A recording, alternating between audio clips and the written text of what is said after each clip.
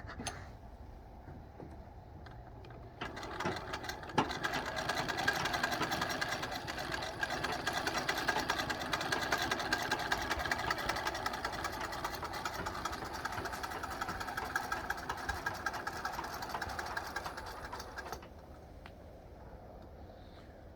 this is the Singer Model 27. It's a 1898 model, 1898 machine, also known as the Sphinx from the design right here.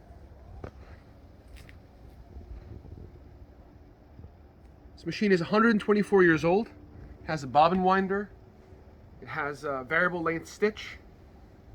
It's a modern sewing machine in every sense, from the company that designed the first or mass-produced the first mechanical sewing machine. It revolutionized the garment industry, revolutionized the home in America and around the world. This machine was designed, or is a series.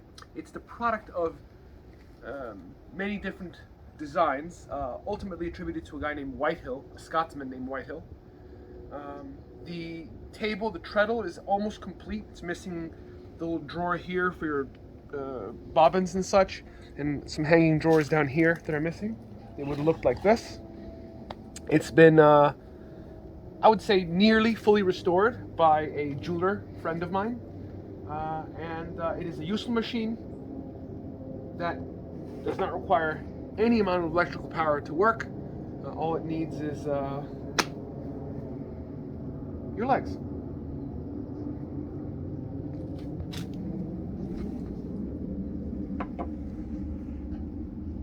I'll even show you the stitches it makes. There you go. Gotta adjust the tension. Tension's not high enough on the uptake here, which you can adjust right here. Should have tightened that tension. There you go.